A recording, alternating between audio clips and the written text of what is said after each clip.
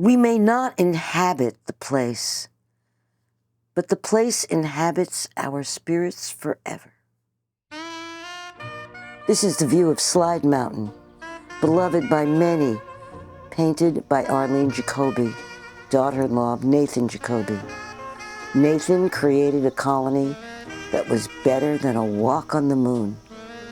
I am his oldest grandchild and welcome you to a tribute to a place that many recall as a joyous connection to nature. Enjoy our summer colony.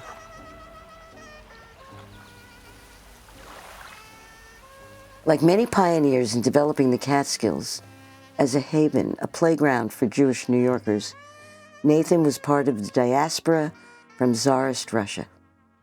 Born in 1895 in Lorch, Poland, as Natan Yakubovich, into a traditional observant family. By World War I, he had moved to Berlin and met Manya Turkevich, an accomplished pianist born in Lipno, Poland, in 1896. They met at her mother's Berlin Cafe, a gathering place for the Polish Yiddish community. They married in 1920 in Berlin. His cousin established him in a wholesale baking business in Brooklyn, producing elaborate, kosher, wedding and bar mitzvah cakes. Manya and Natan's sons, Harry and Ben, were born in 1923 and 1928. Natan became a citizen and became Nathan Jacoby. Nathan was a powerful, handsome, resourceful man who was known for his hard-working tenacity. Manya contracted tuberculosis and spent years at Saranac Lake sanatoriums. Part of Nathan's incentive to buy land in the country was to move his wife to a healthier place where the air was cleaner and the calming beauty restorative. Though his family was secular, they maintained a deep connection to Yiddish culture and the arts. Harry and Ben helped run the colony. Nathan and Manya's 5 grandchildren spent summers at Jacoby's with the privilege of going to the well-stocked ice cream freezer whenever they liked. The arrival of the New York and Oswego Midland Railroad in 1873 saved Woodbourne. Farmers, many of them Jewish immigrants, discovered they could now make more money from summer guests. Abraham Globerman, a dairy farmer on a 106-acre property up Michigan Road with an old farmhouse and extraordinary views of the Catskills, took in boarders. At a tax sale in 1937, the top of the Globe Farm property was sold to Nathan Jacoby. Jacoby hired Pierce Gillette, who had been born in the farmhouse in 1888.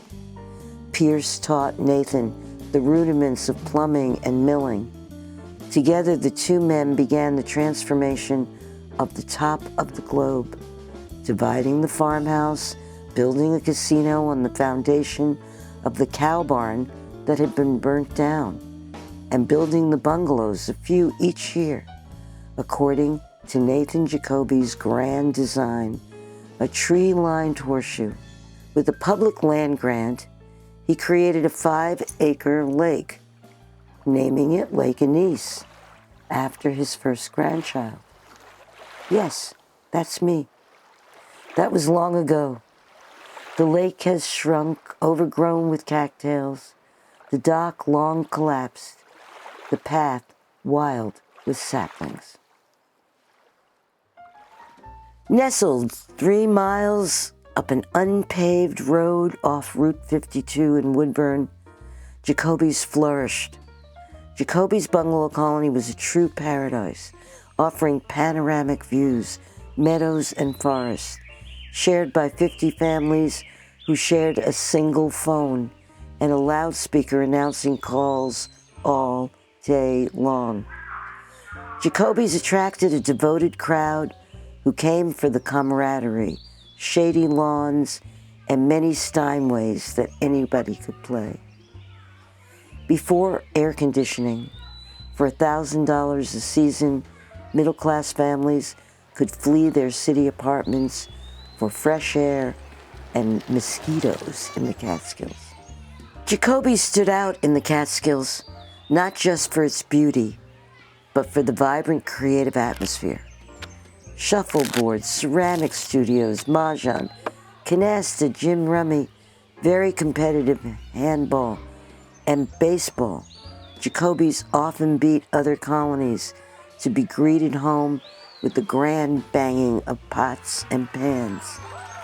Adults and children put on elaborate performances, hiked in the woods, and learned to ride horses at an adjacent ranch. Ben Jacoby handled the business, casino bookings, and cut bagels on Saturday night, even when he was an RCA executive. By 1952, the lake for swimming was replaced by a grand pool with a solarium, ping pong, dressing rooms, flowered umbrellas, and picnic tables. All day long, vendors arrived, announcing themselves on the colony loudspeaker, set up on the front lawn or circled the colony with bells and hawking. The ice cream man came twice daily, the fruit and vegetable truck. The dairy man would deliver buckets of sour cream and put them inside your fridge if you were not home. The kids could spend their summers in day camp. They put on Broadway shows, fierce color wars, ambitious talent contests, a small orchestra and choral groups, volleyball, play catch the greased watermelon in the pool.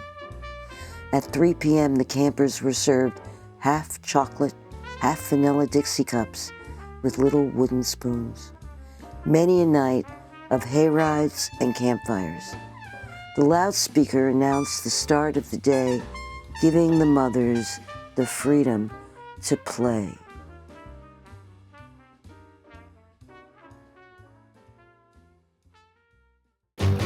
Splish splash, I was taking a bath. Long about a On Saturday nights, the adults got dressed up for an evening in the casino. The women put on cocktail dresses, wore their jewelry and mink stoles.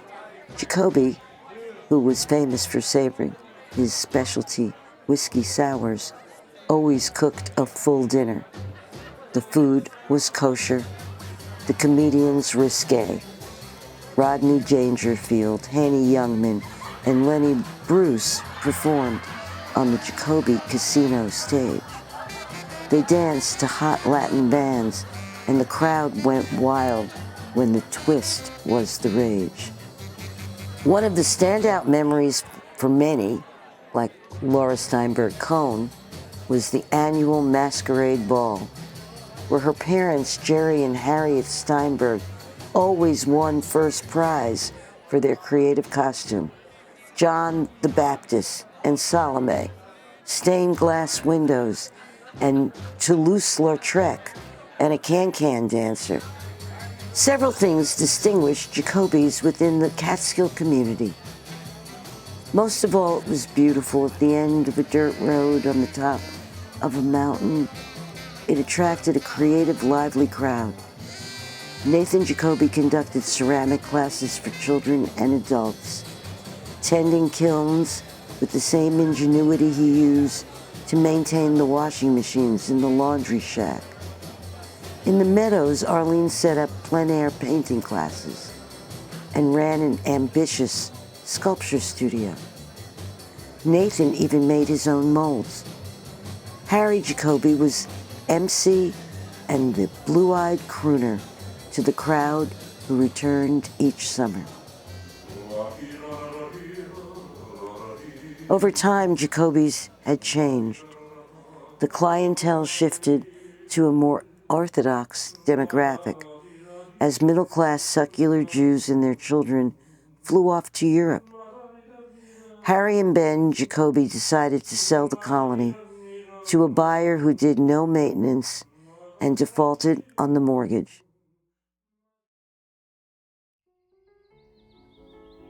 In 1981, Shale Shapiro, a Soho architect, and his wife, Rosalind Bernstein, a journalist and college professor, bought the colony because the view over the meadow is magical. It had land off a main road and a body of water. 30 families bought units that they transformed over the years, some leaving the bungalow's typical knotty pine paneling, others opting for white walls. They transformed the colony into a diverse co-op community, preserving much of the original charm while modernizing. The co-op redid the infrastructure that Nathan and Pierce had built with modest rustic charms, industrious upgrades with new electric lines replacing the threadbare ones, winterized water pipes buried below ground. The pool was repaired and most luxuriously, a heater added. Weekly entertainment and Saturday night dinners are a thing of the past, but folks gather for potlucks on Memorial Day, July 4th, and Labor Day, and sometimes there's a band or a DJ. New families, traditional and non-traditional, occupy the bungalows along the tree-lined horseshoe. New children, black, white, Asian, and Hispanic, still perform on the stage under the tiny pleated valance left by the Jacobys. Cello recitals, card tricks, songs, dances, and skits.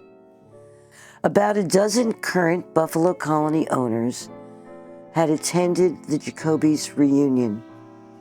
Like now, they understood how important coming to the mountains was for a city child. Sue Young, president of the Buffalo Colony Co-op, was struck by the comments made by many Jacoby reunion speakers. I hadn't realized until I heard them how close the time was to the Holocaust and how desperately important this kind of carefree normality must have felt. The Jacoby reunion attendees could not believe the transformation. The day camp was gone, although the Jacobys' day camp sign was saved and relocated above the pool cabana. Some things, however, remain unchanged. The colony's spirit of adventure and connection to nature endures. There is the same profound sense of freedom. Children running out the door in the morning and returning home in the dark. Adults walking to the meadow to look at the purple mountains. Patches of soft green moss everywhere, and tiny red salamanders after the rain. Tree frogs mating, snakes slithering, deer eating the flowers, and beavers damming up Lake Annice. Nathan Jacoby's vision of the good life lives on, an enduring legacy of nature, creativity, and the joy of community. We may not inhabit the place, but the place inhabits our spirits forever.